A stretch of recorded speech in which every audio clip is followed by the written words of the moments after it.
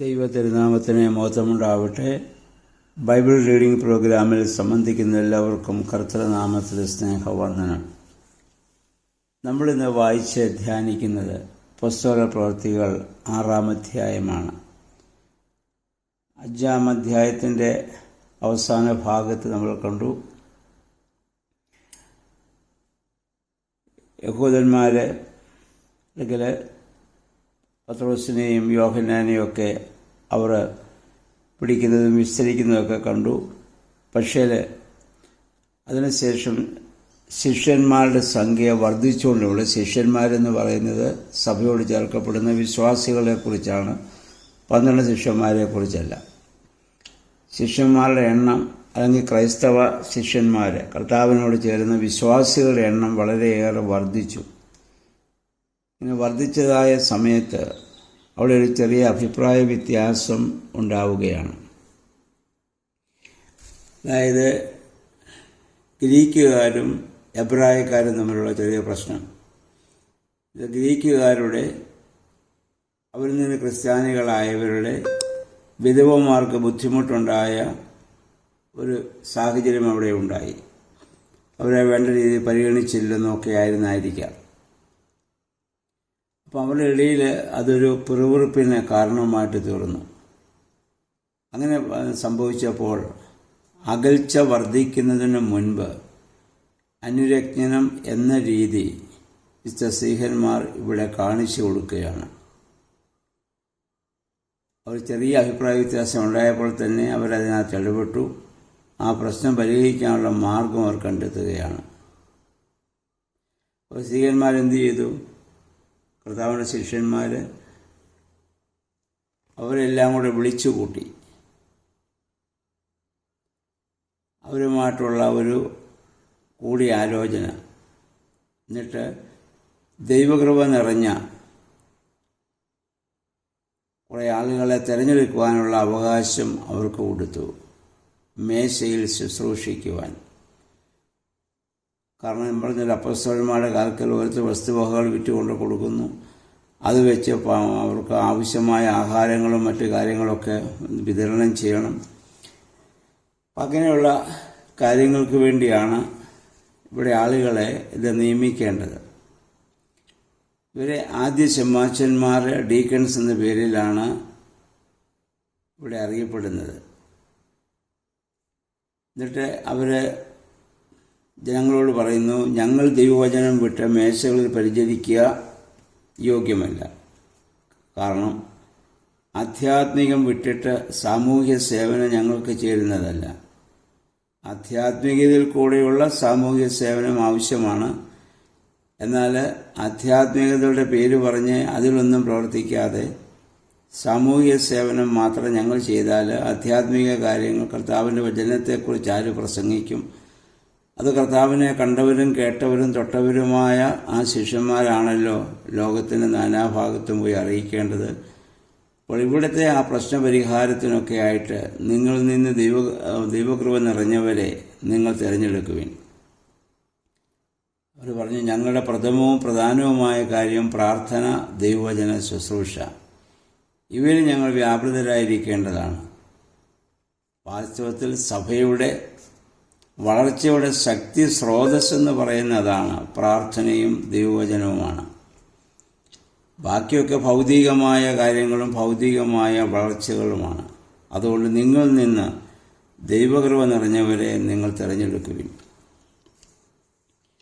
എന്നിട്ട് അവരെ തിരഞ്ഞെടുക്കേണ്ട രീതി പറഞ്ഞു, നിങ്ങളത് പരിശോധിച്ച്, അതെന്ന് പറഞ്ഞാൽ ആരെ തിരഞ്ഞെടുക്കുന്നു, ആളിൻ്റെ ഭൂത വർത്തമാന കാലങ്ങളിലെ ജീവിതവും പ്രവർത്തനവും നോക്കണം.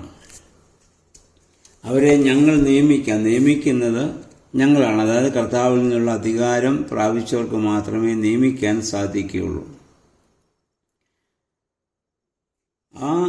ഈ കാര്യത്തിന് അഥവാ ശുശ്രൂഷ സ്ഥാനത്തിന് സ്ഥാനാർത്ഥിയുടെ യോഗ്യത അവരവിടെ ആവശ്യപ്പെടുന്നുണ്ട്. എക്കാലവും ദൈവത്തിൻ്റെ സഭയിൽ ഏത് ശുശ്രൂഷയ്ക്ക് നിയമിക്കപ്പെടേണ്ടവരുടെ യോഗ്യതകളുണ്ട്. ഒന്ന്, അവർ നല്ല സാക്ഷ്യമുള്ളവരായിരിക്കണം, നിരപവാദ്യരായിരിക്കണം, മറ്റുള്ളവർ അവരെപ്പറ്റി നല്ല അഭിപ്രായം പറയുന്നവരെ. മറ്റൊന്ന്, ഇവർ വിശ്വാസ തീഷ്ണതയുള്ളവരായിരിക്കണം, വിശുദ്ധ ജീവിതം നയിക്കുന്നവരായിരിക്കണം, വിനയമുള്ളവരായിരിക്കണം, ദൈവത്തിൻ്റെ ആത്മാവ് നിറഞ്ഞവരായിരിക്കണം, പരിശുദ്ധാത്മ നിറവുള്ളവരായിരിക്കണം, വിജ്ഞാനമുള്ളവരായിരിക്കണം. ജ്ഞാനമെന്നിവിടെ ഉദ്ദേശിക്കുന്നത് വെറും അറിവല്ല. അറിവ് ആവശ്യമാണെങ്കിലും അത് ജ്ഞാനത്തിലേക്ക് വളരേണ്ടതാണ്. Knowledge and wisdom. കൊരിന്ത്യർ ലേഖനത്തിൽ പൗലോസ്ലീഹ പറയുന്നുണ്ട്, അറിവ് ചീർപ്പിക്കുന്നു, അഹങ്കാരമുണ്ടാക്കുന്നു, ജ്ഞാനമോ ആത്മീക വർധന വരുത്തും. ഓരോരുത്തർക്കും ലഭിക്കുന്നതായ അറിവ് ജ്ഞാനത്തിലേക്ക് വളരുന്നില്ല എങ്കിൽ അത് അപകടകരമാണ്. അപ്പോൾ സ്കോളേഴ്സ് വേണ്ടെന്നല്ല, അവർക്ക് ലഭിക്കുന്നതായ ആ അറിവിനെ ജ്ഞാനത്തിലേക്ക് അത് വളർത്തണം. എന്താണ് ജ്ഞാനം? ലഭ്യമായ അറിവിനെ കൈകാര്യം ചെയ്യുവാനുള്ള ഒരു വലിയ കഴിവാണ്. നമുക്കറിയാം, ശലോമോനെ കുറിച്ച് നമ്മൾ വായിച്ചിട്ടുണ്ട്. ലോകത്തിലെ ഏറ്റവും വലിയ ജ്ഞാനിയായിരുന്നു. അറിവിനേക്കാൾ കൂടുതൽ ജ്ഞാനം നമുക്കുണ്ടാകണം. ഇന്നത്തെ സഭയുടെ പ്രശ്നം എല്ലാം അറിവുള്ളവരാണ്, പക്ഷെ അത് ജ്ഞാനത്തിലേക്ക് വരാത്തത് കൊണ്ടാണ് അനുരജ്ഞനം പോലും നടക്കാതെ വാക്കുകൾ, പ്രസംഗങ്ങളിലൊക്കെ തർക്കങ്ങളും വാദങ്ങളും കലഹങ്ങളും വ്യവഹാരങ്ങളിലേക്കൊക്കെ പോകുന്നത്. അറിവുണ്ട്, പക്ഷേ ജ്ഞാനത്തിലേക്ക് അവരാരും ഉയർത്തപ്പെടുന്നില്ല എന്നുള്ളതാണ്. അങ്ങനെ അവരെ 7 പേരെ അവിടെ തിരഞ്ഞെടുക്കുന്നുണ്ട്. അവരുടെ പേരുകളൊക്കെ ഇവിടെ നമ്മൾ വായിക്കുന്നുണ്ട്. ഈ 7 പേരിൽ 2 പേരുടെ കാര്യം മാത്രമേ പിന്നീട് നമ്മൾ ഇവിടെ കാണുന്നുള്ളൂ. ഒന്ന് സ്തെഫാനോസും 2 പീലിപ്പോസും. ഈ പീലിപ്പോസ് കർത്താവിൻ്റെ 12 ശിഷ്യന്മാരിൽപ്പെട്ട ആളല്ല, ഇപ്പോൾ ഈ ശുശ്രൂഷയ്ക്ക് വേണ്ടി തിരഞ്ഞെടുത്ത ഒരാളുടെ പേരാണ്. സ്തെഫാനോസിനെ കുറിച്ച് അടുത്ത അധ്യായത്തിൽ നമ്മൾ കൂടുതലായി നമ്മൾ വായിക്കും. അവരെ എന്ത് ചെയ്തു? ശിഷ്യന്മാരുടെ അടുത്ത് അവരെ കൊണ്ടുവന്ന് നിർത്തി. സ്ഥാനാർത്ഥികൾ സ്ഥാനദാതാവിൻ്റെ മുൻപാകെ നിൽക്കണം. സ്ഥാനദാതാവ് പ്രാർത്ഥന അഥവാ കൈവെപ്പ് അവരുടെ മേൽ നടത്തും. പഴയ നിയമത്തിൽ ഇത് കാണാം. മോശ അവൻ്റെ കൈ വെച്ചത് മൂലം യോശുവ ജ്ഞാനസമ്പൂർണനായി എന്ന സംഖ്യാപുസ്തകം 27:18 മുതൽ 23 വരെ, ആവർത്തനം 34:6 നമുക്ക് വായിക്കാൻ പറ്റും. കൈവയ്ക്കുന്നയാൾ ദൈവത്തിൻ്റെ കൃപയാണ് അവരിലേക്ക് പകരുന്നത്. ഉൽപ്പത്തി 48:14, ആവർത്തനം 34:9. ഈ കൈവപ്പ് എന്ന് പറയുന്നത് അനുഗ്രഹത്തെ സൂചിപ്പിക്കുകയാണ്. കർത്താവും കൈവയ്ക്കുമ്പോൾ, പലരെ സൗഖ്യമാക്കുമ്പോൾ അവരുടെ മേൽ കൈവച്ചതായി വായിക്കുന്നു. മർക്കോസ് 1:41, 6:6 ഒക്കെ. ഇന്നും നമ്മൾ ഒരാളെ സ്നാനമേൽപ്പിക്കുമ്പോൾ അവൻ്റെ മേൽ കൈവയ്ക്കുന്നു, പരിശുദ്ധാത്മദാനത്തിനു വേണ്ടി. അപ്പോസ്തലപ്രവൃത്തികൾ 9:17, 19:6 പൗലോസ്ലീഹ കൈവയ്ക്കുന്നത് കാണാൻ പറ്റും. അപ്പോൾ പൗരോഹിത്യ ദാനത്തിന്, ആ ശുശ്രൂഷ ദാനത്തിന് കൈവപ്പ് ആവശ്യമായ ഒരു ഘടകമാണ്. അത് കർത്താവ് സ്ത്രീഹന്മാരിൽ ഊതിയതായ ആ അധികാരം മറ്റുള്ളവരിലേക്കുള്ള ഒരു പകർച്ചയാണത്. അപ്പോസ്തലനായ പൗലോസ്ലീഹ തിമോത്തിയോസിനോട് പറയുന്നുണ്ട്, എൻ്റെ കൈവെപ്പ് മൂലം നിന്നിലുള്ള കൃപാവരം നഷ്ടപ്പെടാതെ സൂക്ഷിക്കുന്നു. 2 തിമോത്തിയോസ് 1:6. അപ്പം അങ്ങനെ അവിടെ പറയുന്നുണ്ട്, ഒരുവൻ്റെ മേൽ നിങ്ങൾ വേഗം ഇത് കൈവയ്ക്കരുത്, അവനെ പരിശോധിച്ചതിന് ശേഷം മാത്രമേ അവൻ കൈവെപ്പ് നൽവരവർക്ക് നൽകാവൂ. ഇതൊക്കെ നമുക്ക് തിമോത്തിയോസിൻ്റെ ലേഖനത്തിലേക്ക് വരുമ്പോൾ കൂടുതലായി കാണാനായിട്ട് നമുക്ക് സാധിക്കും. അപ്പം അങ്ങനെ ഇവരെ ആ ദൗത്യം പരമേൽപ്പിച്ച ശേഷം ശിഷ്യന്മാർ കർത്താവിൻ്റെ വചനത്തിലും പ്രാർത്ഥനയിലൊക്കെ ഉറ്റിരിക്കുകയാണ്. അതായിരുന്നു സഭയുടെ ശക്തി. ഇതാണ് വാസ്തവത്തിൽ സഭയിലെ സന്യാസ സമൂഹങ്ങളുടെ ലക്ഷ്യം. ഇതാണ്. നമുക്ക് ധാരാളം സന്യാസ മഠങ്ങളുണ്ടായിരുന്നു. അവിടെ ആളുകൾ സന്യസ്തരെപ്പോഴും പ്രാർത്ഥിച്ചും ദൈവവചന പ്രാർത്ഥനയിലും ധ്യാനത്തിലുമൊക്കെ ആയിരിക്കും. അങ്ങനെയുള്ളവർ അങ്ങനെ പ്രാർത്ഥനയുടെ ധ്യാനത്തിൻ്റെ അനുഭവത്തിൽ എഴുതപ്പെട്ടതാണ് നമ്മുടെ ശുശ്രൂഷാക്രമങ്ങളൊക്കെയും ആരാധനാക്രമങ്ങളൊക്കെയും. അല്ലാതെ വെറുതെ ഇരുന്നുകൊണ്ട് എഴുതിയതല്ല. അനേക ദിവസങ്ങളും മാസങ്ങളും വർഷങ്ങളും ധ്യാനനിരതരായിരുന്ന് അവർക്ക് ലഭിച്ചത് പരിശുദ്ധാത്മ പ്രേരിതമായി എഴുതപ്പെട്ടതുകൊണ്ടാണ് ഇന്നും ആ ശുശ്രൂഷകളൊക്കെ നിലനിൽക്കുന്നത്. അതിൻ്റെ ശക്തി എന്ന് പറയുന്നത് അതാണ്. അപ്പം ഇങ്ങനെ സഭ ഇങ്ങനെ വളർന്നുകൊണ്ടിരിക്കുമ്പോൾ ഇതിൽ ആ തിരഞ്ഞെടുക്കപ്പെട്ട സ്തേഫാനോസ് എന്ന് പറയുന്ന ഒരാൾ ദൈവത്തിൻ്റെ കൃപയും ശക്തിയും കൊണ്ട് അങ്ങ് നിറയുകയും പല അത്ഭുതങ്ങളും വലിയ അടയാളങ്ങളുമൊക്കെ ജനമധ്യത്തെ അദ്ദേഹത്തിന് പ്രവർത്തിക്കാൻ സാധിച്ചു. അപ്പം അങ്ങനെ ചെയ്തപ്പോൾ പല ആളുകൾക്കും അവരുടെ അസ്വസ്ഥതയുണ്ടാവുകയും മറ്റ് പ്രദേശങ്ങളിൽ നിന്ന് വന്ന പല സ്ഥലങ്ങളിൽ നിന്ന് ആളുകൾ ഇതിനകത്ത് വന്ന് ക്രൈസ്തവ സമൂഹത്തിലേക്ക് വന്ന് കയറിയിട്ടുണ്ടല്ലോ. കൂടാതെ അവിടുന്ന് യഹൂദന്മാരുടെ ഇടയിലും പല സ്ഥലങ്ങളിൽ നിന്നുള്ള ആളുകളുണ്ട്. ഏഷ്യയിൽ നിന്നുള്ളവരുണ്ട്, കിലിക്കിയയിൽ നിന്നുള്ളവരുണ്ട്, അങ്ങനെ പലരുമുണ്ട്. അവരെല്ലാവരും സ്തേഫാനോസുമായി വാദപ്രതിവാദത്തിലായി. കാരണം അന്ന് അവർ ആചരിച്ചു വന്നിരുന്ന മോശയുടെ നിയമത്തിൽ നിന്ന് വ്യത്യസ്തമായി പലതും സ്തേഫാനോസ് പറഞ്ഞിട്ടുണ്ടാവും. പക്ഷെ നമ്മൾ വായിക്കുന്നു, സ്തേഫാനോസിൻ്റെ ആ ജ്ഞാനത്തോടെ അവൻ്റെ ആത്മീക ശക്തിയോട് എതിർത്ത് നിൽക്കാൻ അവർക്ക് സാധിച്ചില്ല. അതുകൊണ്ട് അവർ രഹസ്യമായ ചില ആളുകളെ പ്രേരിപ്പിച്ച് സ്തേഫാനോസ് ദൈവദൂഷണം പറയുന്നുവെന്ന് പറഞ്ഞ് അവനെ ജനപ്രമാണികളുടെ നിയമജ്ഞരുടെയൊക്കെ ഇളക്കുകയും അവരുടെ മുന്നിൽ അവനെ കൊണ്ടുവരാനുള്ള ശ്രമം അവിടെ നടത്തുകയും ചെയ്യുന്നുണ്ട്. മോശയുടെ നിയമത്തെയൊക്കെ അവർ മാറ്റുമെന്നാണ് അവൻ പറയുന്നത് എന്നൊക്കെ പറഞ്ഞ് ഒരു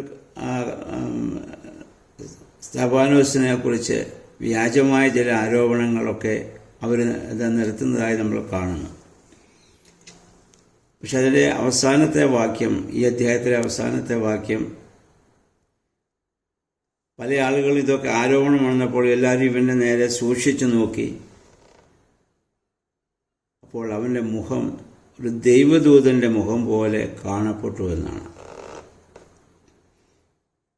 പരിശുദ്ധാത്മാവ് നിറയുമ്പോൾ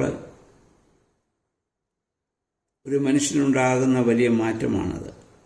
ആ തേജസ് അവൻ്റെ മുഖത്ത് കാണാൻ സാധിച്ചു. ദൈവദൂതനെ പോലെ സ്തേഫാനോസ് അചഞ്ചലനായിട്ട് അവിടെ നിൽക്കുകയാണ് ആരോപണങ്ങളൊക്കെ വന്നപ്പോൾ.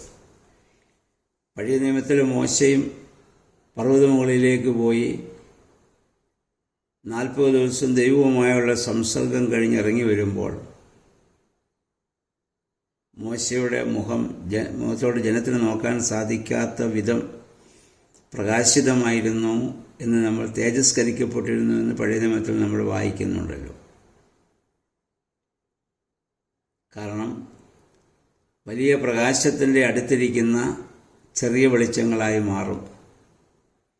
നമ്മൾ നേരത്തെ ഉദാഹരണം ഞാൻ പറഞ്ഞതാണ് സൂര്യനും ചന്ദ്രനും. സൂര്യൻ സ്വയം പ്രകാശിക്കുന്ന ഗോളമാണ്. ചന്ദ്രൻ സ്വാഭാവികമായി വെളിച്ചമില്ലാത്ത ഒരു അന്ധകാരത്തിലിരിക്കുന്ന ഒരു ചെറിയ ഗോളമാണ്. അതിനെങ്ങനെയാണ് പ്രകാശിക്കാൻ സാധിക്കുന്നത്? സൂര്യനെ അഭിമുഖമായി നിൽക്കുന്നത് കൊണ്ടാണ്. സൂര്യനെ അഭിമുഖമായി നിൽക്കുമ്പോൾ സൂര്യനിലെ തേജസ് ആ ചന്ദ്രനിലേക്ക് വരികയും 2 കാര്യങ്ങൾ ചന്ദ്രന് സാധിക്കും. ഒന്നത് അതിൻ്റെ അന്ധകാരം മാറി അത് പ്രകാശമുള്ള ഒരു നക്ഷത്രമായി അത് മാറും. 2 അന്ധകാരത്തിലിരിക്കുന്ന ഭൂമിക്ക് വെളിച്ചം കൊടുക്കുവാൻ സാധിക്കും. ഇതാണ് ഓരോ ക്രൈസ്തവനെക്കുറിച്ചുള്ള ദൈവത്തിൻ്റെ ലക്ഷ്യം. ഇതാണ് യേശുക്രിസ്തു കാണിച്ചു തന്ന മാതൃക. സന്ധ്യയായപ്പോൾ പ്രഭാതത്തിൽ ഒക്കെ അവൻ ദൈവസന്നിധിയിലായിരുന്നു പ്രാർത്ഥിക്കുന്നു. ആ ദൈവികമായ തേജസ് സ്വീകരിച്ചിട്ട് അതാണ് ജനത്തിന് കർത്താവ് കൊടുത്തുകൊണ്ടിരുന്നത്. നമ്മളും ഈ വേദപുസ്തകം വായിക്കുമ്പോൾ ധ്യാനിക്കുമ്പോൾ ഒരുമനപ്പെട്ട് ഈ പല സ്ഥലങ്ങളിലായിരുന്നു നമ്മൾ പ്രാർത്ഥിക്കുമ്പോൾ ഒക്കെ ആ ദൈവികമായ വെളിച്ചത്തോട് നമ്മൾ അവിടെ വിടുകയും ആ പ്രകാശം നമ്മിലേക്ക് പകരുകയും അപ്പോഴത് നമ്മൾ തന്നെ മറ്റുള്ളവർക്ക് ഒരു അനുഗ്രഹമായി മാറുവാൻ കാരണമായി തീരുകയും ചെയ്യും.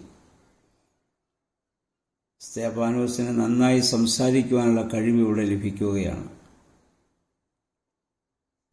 അദ്ദേഹത്തിനെ കുറ്റം ആരോപിക്കുന്ന ആളുടെ മേൽ അദ്ദേഹം കോപിക്കുകയോ അല്ലെങ്കിൽ മറ്റാരോപണം നടത്തുകയോ ഒന്നും അദ്ദേഹം ചെയ്യുന്നില്ല.